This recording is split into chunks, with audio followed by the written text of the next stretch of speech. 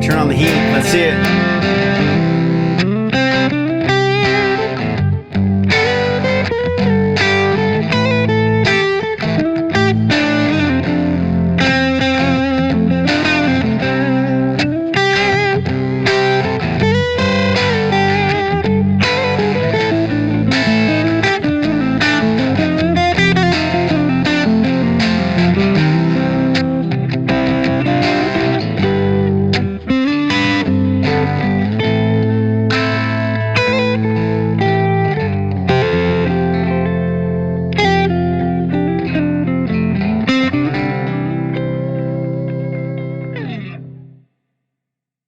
Yes. Yeah. Dude, you're my favorite guitar player. That's it. Well, hands down. good.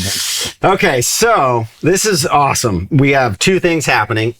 Jack had by far the most successful course of all time on the subject of triads. And you kind of did a little of both, right? A little lead. Yeah, there was lead and a lot of fundamental information. It's that thing that people are searching for.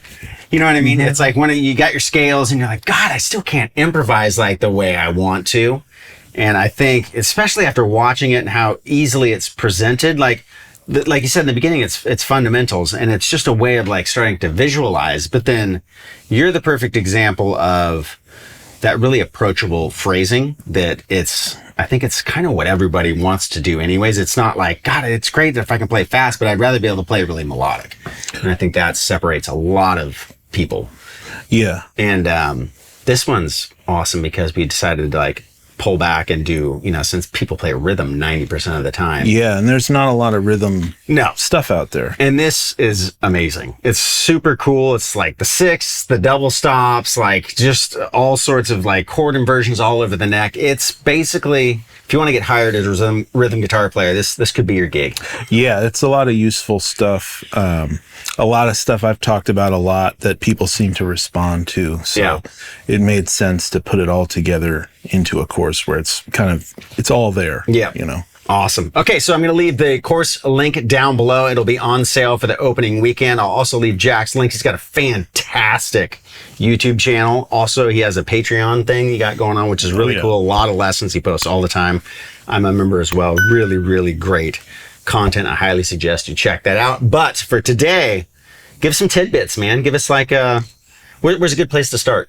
Yeah, so like something we talk about a lot in both the triad courses is just figuring out how to navigate through chord changes in different spots on the fretboard so that you can systematically kind of learn the whole fretboard instead of being stuck, moving from one chord to the next where your chord shapes, which is something, everybody when they're starting out kind of gets stuck in. Right. You're comfortable with certain bar chord shapes or open chord shapes, and you kind of tend to play those. So when it comes to playing parts, you're kind of like moving around the neck like this a lot. So if like searching for chords. Yeah, if you want to, like the progression we played was C, G, A minor, F.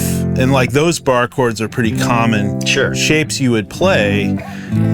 And there's nothing wrong with that, but it's cool to be able to navigate through those changes just in one spot, because it opens the door to coming up with these little parts that really work well. So like just taking a triad, like the three notes of a C major triad, and then right there's your G, and then your A minor, and then your F, and just being able to like connect the dots with that really is great when it comes to coming up with parts, because then it's like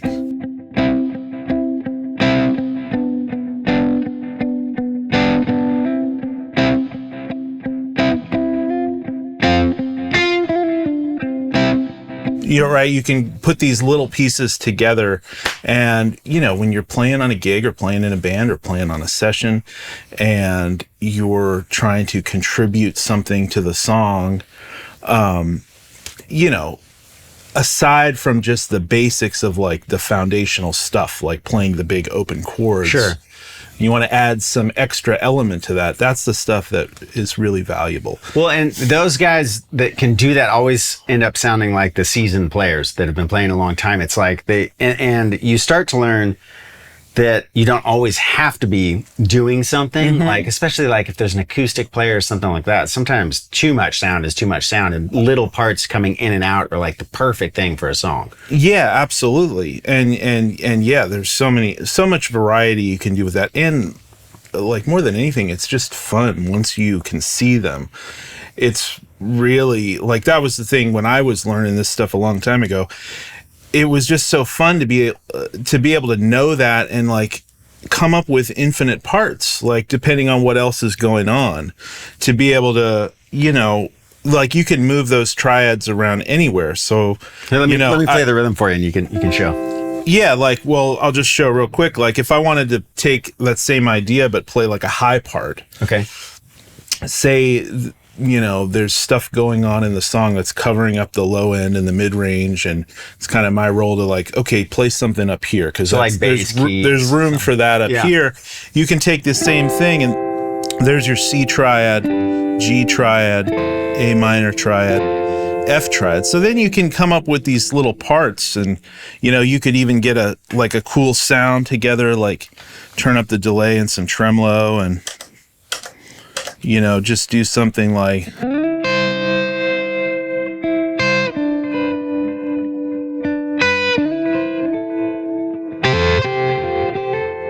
right? So, something, awesome. You know, whatever. That's just off the top of my head. Cool.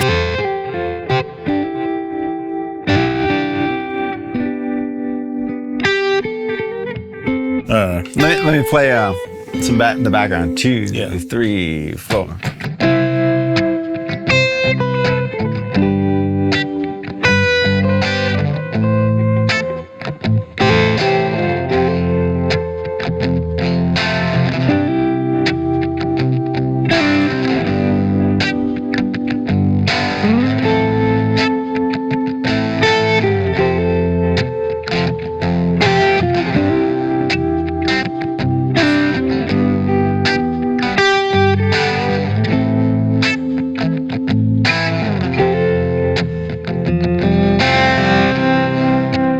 Right, just move it around. So like, you know, those are great. When you're really putting together a part and coming up with something, it's just so useful to have all those under your fingers and you know, instead of like shooting in the dark and kind of searching around and hoping for something. Sure. And learning your scale patterns and things like that is super useful, but the triads is just a quick way into accessing that kind of thing. Well, and I would imagine that's got to dramatically improve your lead playing, because you're being able to see like the chord progressions everywhere. Oh, yeah. So automatically you're going to know the notes. Yeah, it's all connected together, you know.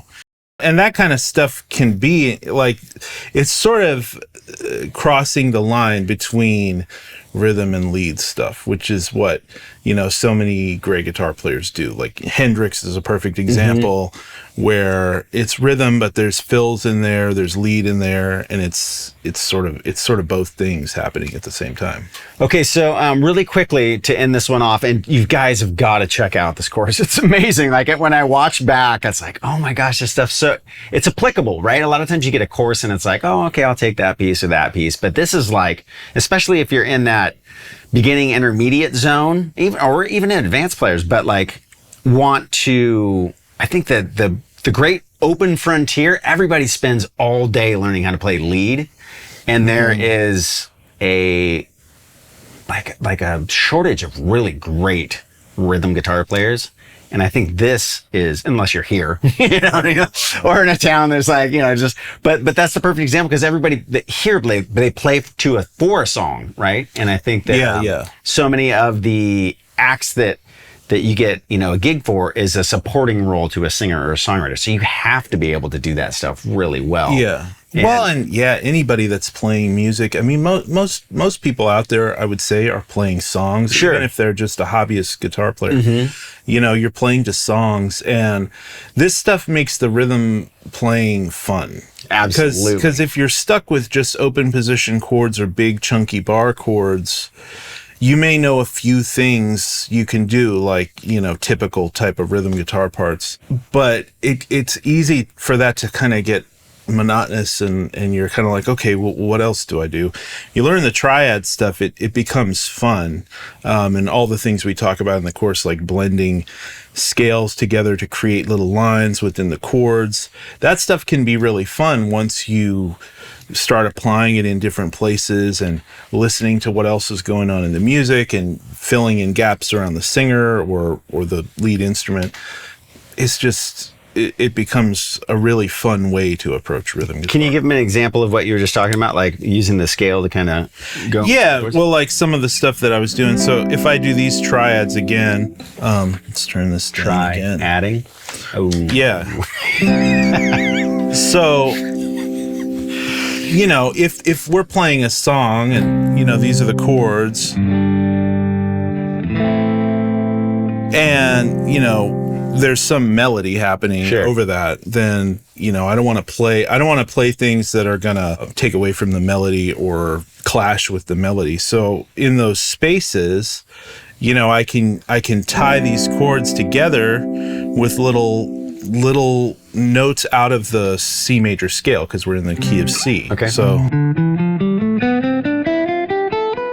right, that scale right there. So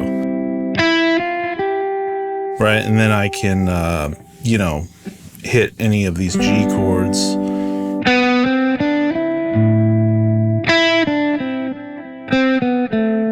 Right, however I want to take it. Okay. Let me play the chords really quick. We'll slow it down. Yeah. 2, 3, 4.